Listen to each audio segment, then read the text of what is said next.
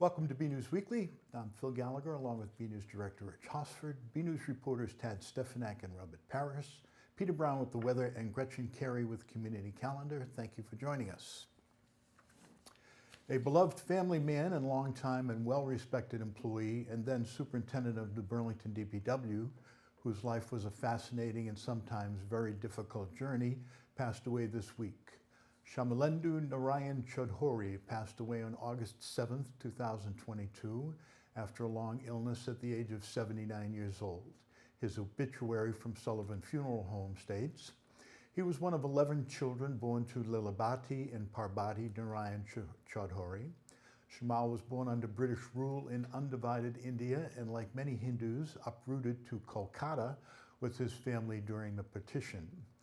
He often talked about losing his home as a child and watching his once wealthy family start over with nothing. He received his Bachelor of Science degree in Civil Engineering from Jadavpur University in Kolkata and went on to earn a Master's in Environmental Engineering at Northeastern University in Boston. Shamal was a naturally gifted politician, as all of us who knew him will attest. At a very young age, he won an elected post in Kolkata.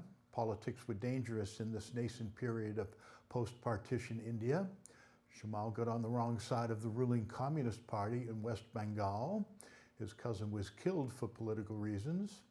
Shamal was working at Metcalfe and Eddy in Kolkata at the time. Fearing for his welfare, his mother urged him to go to America when a job opened up in their American branch. Shamal became town engineer of Burlington in May of 1984.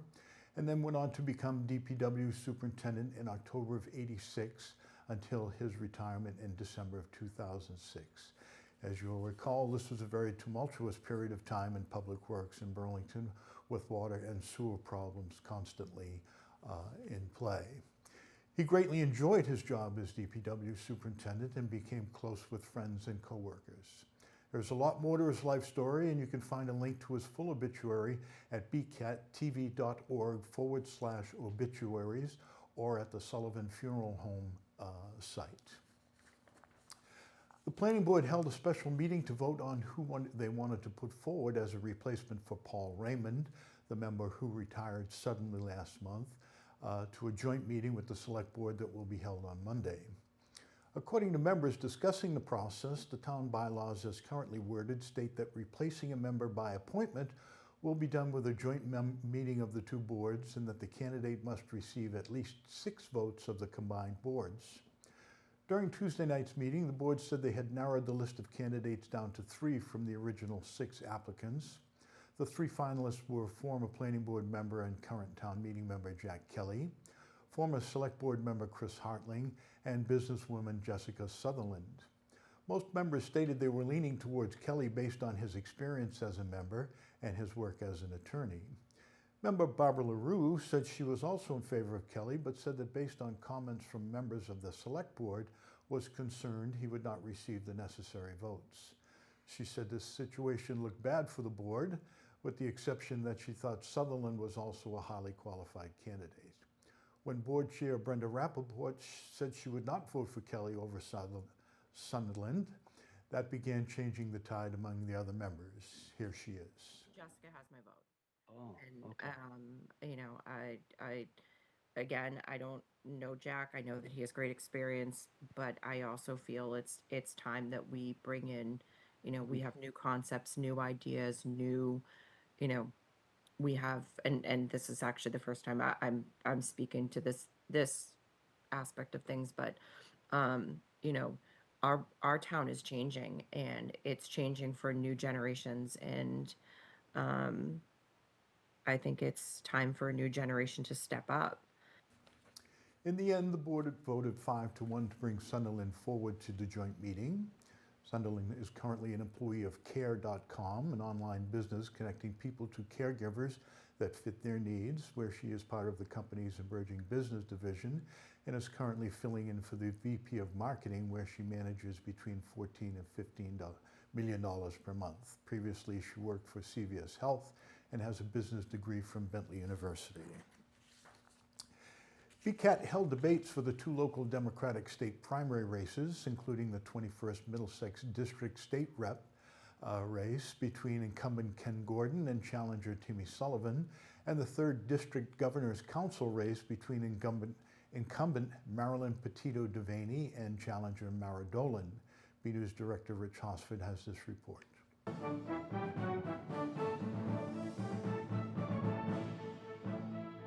The Democratic candidates for the 21st Middlesex District State Rep seat and the 3rd District Governor's Council seat, the 2 local races in the upcoming state primary on September 6, came out to our BCAT studios to engage in a pair of debates. Candidates made opening and closing statements and took questions from members of the press and were given an opportunity to ask questions of each other. In the state rep debate, subjects included gas prices and inflation, government transparency, the biotech and medical device industries, and proper representation for all communities. One question posed concerned high home prices that are preventing first-time homeowners from being able to afford a home and seniors from downsizing. One of the things that actually is being done is a law that's currently coming into play with respect to MBTA communities, Burlington and Bedford being among them, that will require a zone for multifamily housing that be created. Regulations were just issued in the last few days, in fact. And so what we've got to have is the opportunity for our communities to offer resources for our seniors, for young people coming back from school, to have a place that they can afford to stay. I'm also interested in a statewide program to provide for unattached accessory dwelling units, which is to say small in the appropriate yard size, a small unit that someone can put behind their home or next to their home to create essentially an in-law apartment or one of these small places. That will also create opportunities for housing. I understand this intimately. My parents bought our home in Burlington when they were my age. It is no longer possible for a young person like myself to come back to the community that raised me and become a first-time homeowner. And I think that that's wrong. We need to have a state representative who cares about using state incentives for a diversity of housing stock, which is the kind of state representative that I will be. That means that we can have multifamily units. We can have smaller homes that are also more energy efficient. There's no reason that we need to keep having real estate developers be building these really large homes that are driving up the rates and pricing out our seniors, pricing out families, making it untenable for folks like myself to come back here and live and contribute to the community that has helped and raised them. In the Governor's Council debate, questions included improving the criminal justice system, research and vetting of potential nominees, and diversity on the council. One question was how the candidates thought their experience and outlook would help inform the decision-making.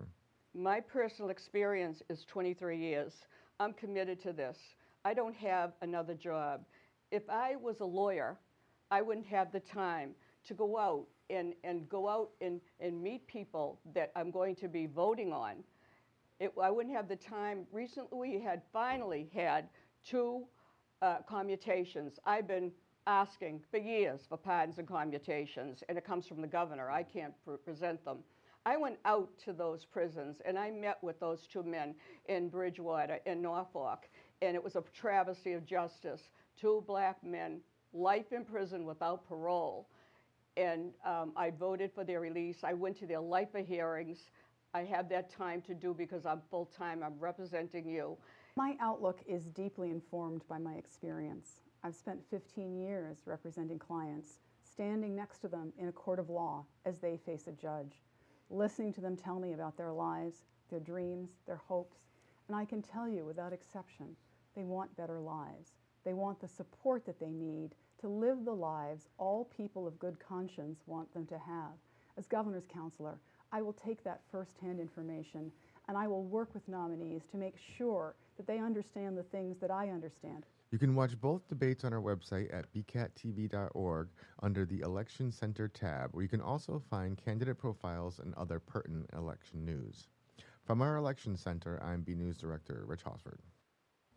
In related news concerning the fall elections, Town Clerk Amy Warfield taped a segment of Government 101 on the different ways to vote in the September state primary and November state election. Let's check it out. Hi, I'm Amy Warfield, the Burlington Town Clerk, and I'm here today to talk about our fall elections.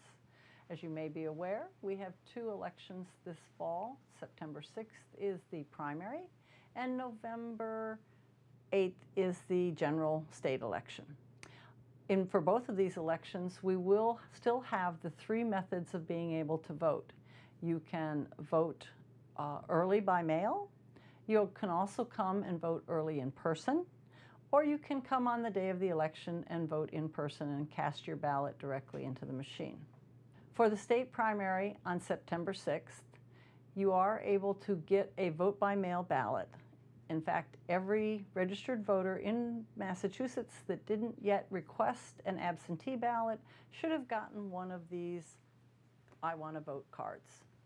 If you mail that or drop that by the town clerk's office, you're able to then, we will send you out a ballot, which you are able to either drop off in the office here or send back to us by mail at 29 Center Street in Burlington. And again, we have a new drop box that you can actually drop either your ballots or your applications in. That drop box is out on the front steps of Town Hall. Those will be counted on Election Day just like all the other ballots. And then the other option is if you want to come in person and vote early. The early voting for September will be held at the Grandview Farm. We have early voting starting on August 27th on Saturday, and it will be from 11 to 5 p.m. And then for the week of August 29th through September 2nd, we will be there for early voting for regular business hours. Early voting for the November election, that will be held in October and will be here at the Town Hall. The regular business hours will be for the 2 weeks prior to the week of November 8th. And then there will be some Saturday hours, which will be set shortly. If you would like to join us on Election Day and vote in person on Election Day, the election will be held at the Burlington High School, which is at 123 Cambridge Street, in the gym around the back of the school.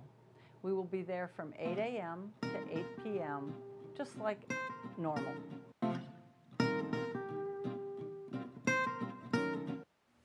The severity of the drought the Burlington area is facing has been raised by the state.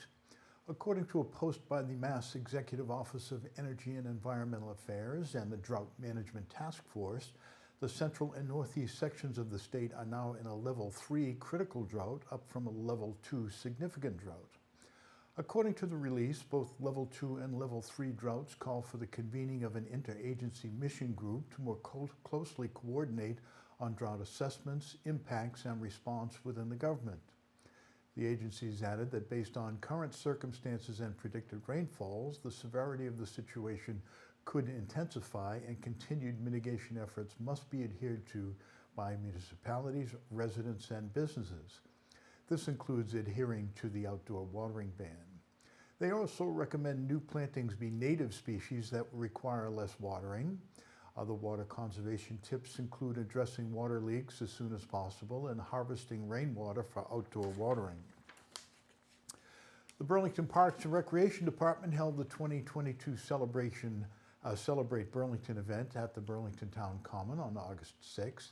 BCAT was there in force, both with our green screen magic and to cover the annual event. BNEWS reporter Robert Paris, along with hosts Linda McNamee and Liz Gillespie, have this look.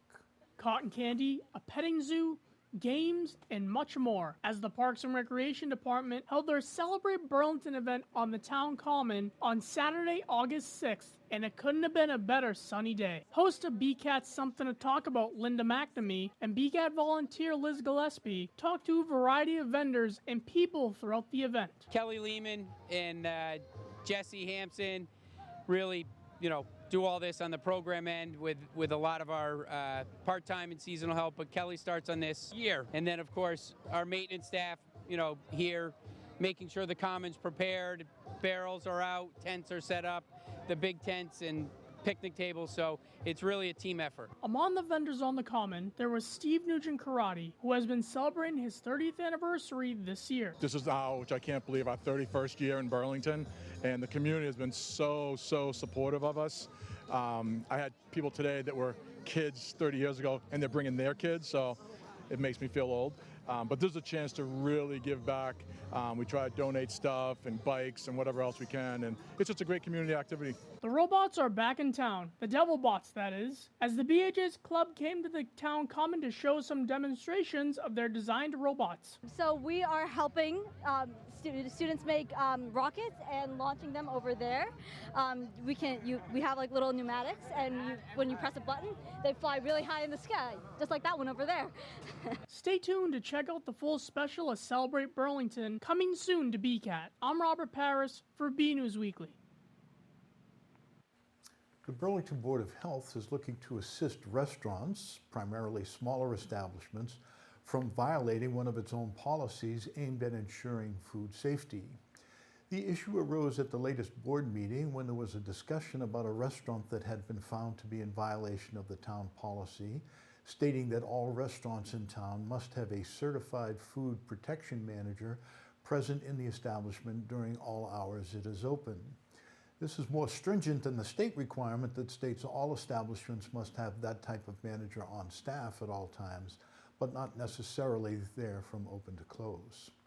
Health agent Marlene Johnson said this requirement is not difficult for the larger chain restaurants or those owned by a large restaurant group.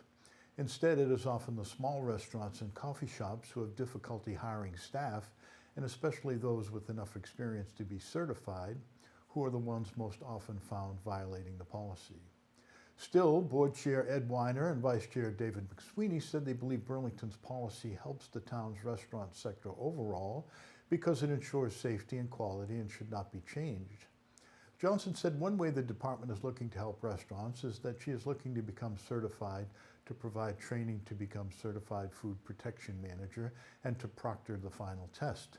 She said she wants to be able to offer the class at least twice a year to employees that work in Burlington and to target the restaurants that have had that issue. A longtime member of the Burlington Police Department has moved on to a third career as an attorney. Captain Gregory Skean retired from the department last month after 25 years. Skean began his career in law enforcement in 1997 as an officer and moved up to sergeant in 2003, where he served as first-line operations supervisor on all three of the department patrol shifts. He became the operations lieutenant command officer accountable for leading, managing, directing, and supervising the entire midnight patrol shift in 2007, and continued to climb the ladder in the administration portion of the department. In 2011, he was promoted to administrative police captain, the position from which he retired. During his time with the department, Skean said he was proud to be part of many initiatives involving mental health and substance abuse prevention, and helping to provide training to other officers to ensure that the department had the appropriate response procedures to reduce the likelihood of negative outcomes. Skean, who is also an attorney who passed the Mass Bar on his first attempt, is now employed as an associate attorney for Perez Gardini in Waltham, working on immigration matters. He said he's excited to be embarking on what he calls his third career after first starting out as an accountant before becoming a police officer. BNews had a long conversation with Skean about his time with the department, his achievements he is proud of, and incidents that stick out in his mind. For a longer article on his career, visit our website at bcattv.org/bnews. Visitors to Burlington High School or anyone driving down that section of Cambridge Street will likely notice significant work being done on Varsity Field as the entire field is being returfed. Burlington Public Schools Director of Operations Bob Kuna said the entire facility, including the track, is closed and will remain so until at least the projected finish date of September 10. The district wanted to ensure the project will be completed by the first home game of the fall season that is scheduled for September 16. It was a project long in the making that faced delays due to an inability of the contractor to get the necessary materials, an issue faced by other projects in town as worldwide supply chains were disrupted. Originally, it was scheduled to begin on July 15, but was delayed until August 1st, was then further delayed another week, and work finally began on August 8. Kuna said the projected timeline is a week of tearing up the field, followed by a couple of days of laser leveling and grading. They then anticipate delivery of the new turf on August 22nd. That will take about 2 weeks to be installed, followed by finishing touches. Finally, there are plans to replace the track that originally were to be done in the same project timeline. However, due to lack of materials, that has been delayed by roughly 3 weeks. Kuna said they expect to start the track in late September or early October. Fortunately, that project is only expected to take 3 days, meaning the field will not be available for sports or band activities for that short time frame. The Bay Circuit Trail in Greenway is a 230-mile trail for Greater Boston that it's accessible from over a dozen MBTA buses, commuter rail stations, and accessible to Burlington, and is the focus of the latest Eye on Nature. Let's check it out. BNEWS Eye on Nature is hitting the trail by way of the Bay Circuit Trail and Greenway. The Appalachian Mountain Club AMC is the country's oldest conservation and recreation group. It was founded in 1876, and we have 12 chapters from DC to Maine.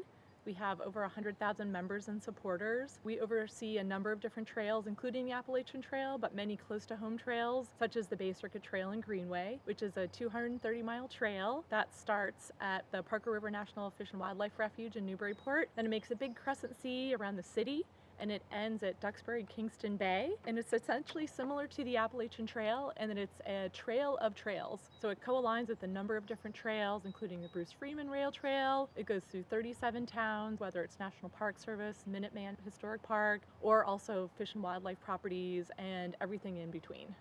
As the coordinator for the Bay Circuit Trail, I manage all the different projects that we have going on to improve or extend the trail, work with volunteers. I work with users that comment in, they reach out to us on social media or on our website, and just doing a day-to-day, thinking about like the long-term future of this trail. I've been working on this project for over a decade, and one of the main things we've been wanting to do is make sure that people are aware of this fantastic resource. It's a multi-use trail. There are a number of sections where you can ride your bike, you can hike, you can cross-country ski, you can run. It really does weave in a lot of different history as well. So it goes, for instance, over the Old North Bridge in Concord, where the shot was heard around the world. You know, there's a whole bunch of different neat history too. You'll see this Bay Circuit Trail blaze here, and you can follow those blazes. They're white, black, and teal. You can see those whenever you're hiking. There might be state parks or town parks. You might have even gone through a town center and not even realize that you're on the Bay Circuit Trail. It's a fantastic resource. It's really a great way to get to know places that you've never been to.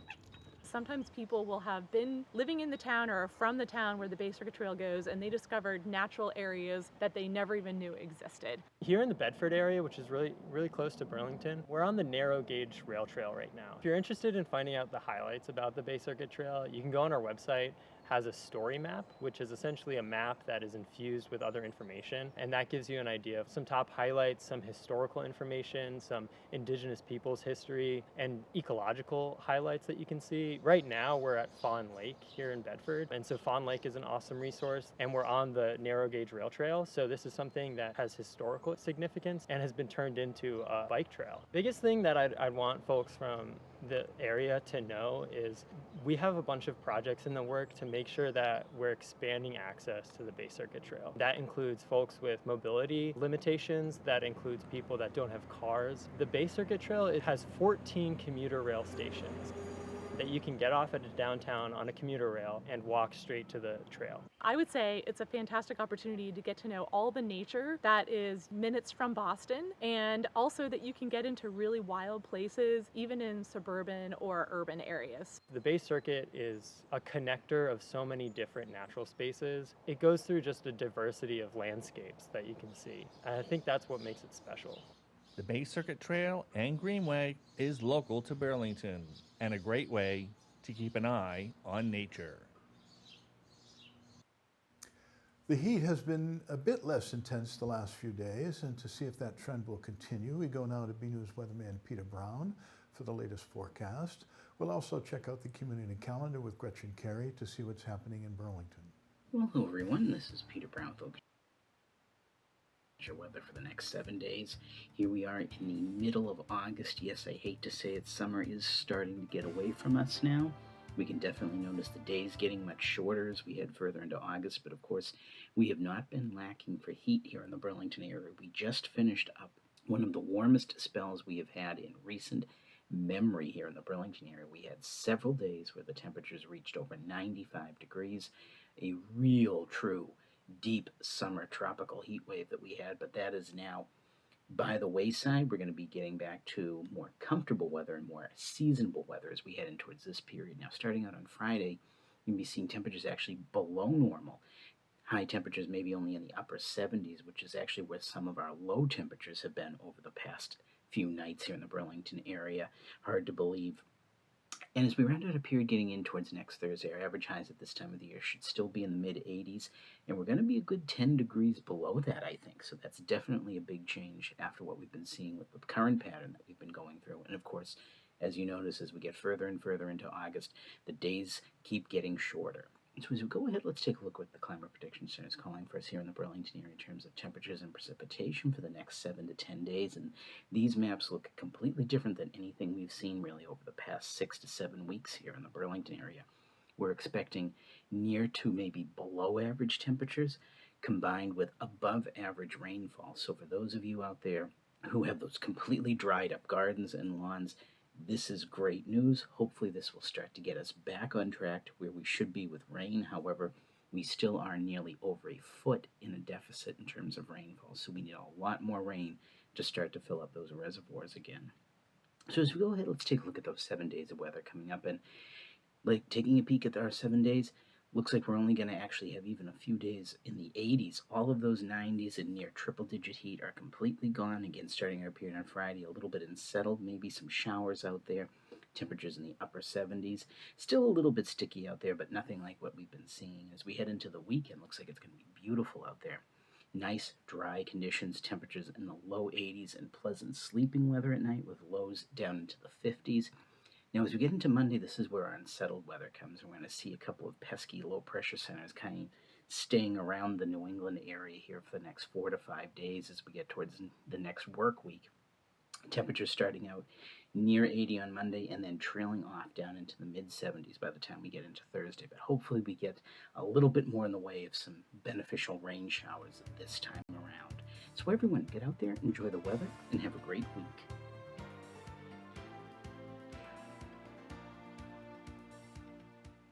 Hi, I'm Amy Poehler, and you're watching BCAT. Go Red Devils.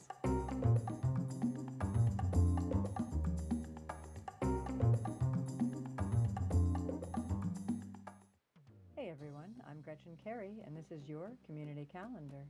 On August 19th, the Burlington Public Library will be having a teen after-hours lock-in from 6 to 9 p.m. For more information and to register, go to burlingtonpubliclibrary.org. On August 20th, the Burlington Sculpture Park will be having an ice cream social from 10 a.m. to 12 p.m. Everyone is welcome, and the event is free. Also on August 20th, the Merrimack Valley Pavilion will be having a family movie night in Tewksbury. The movie they'll be showing is Wreck-It Ralph. Everyone is welcome. For more information, go to the following website. I'm Gretchen Carey, and that was your community calendar. Another week, another photo to highlight. This week's photo shows a beautiful scene over one of the natural jewels of Massachusetts. It was sent in by Linda Baker and features a sunset at Tanglewood in the Berkshires she took while listening to classical music with the family. A very picturesque and idyllic scene. Thanks for the photo, Linda. We'd like to see your photos. They could be of your summer activities, families and pets, the weather outside your door, or anything else you'd like to share with us in the community. Email your photos to bcat@bcattv.org with the subject line Photo of the Week. And that's it from the news desk here at BNEWS Weekly. I'm Phil Gallagher along with Rich Hosford, Tad Stefanak, Robert Paris, Peter Brown, and Gretchen Carey. Thank you for joining us.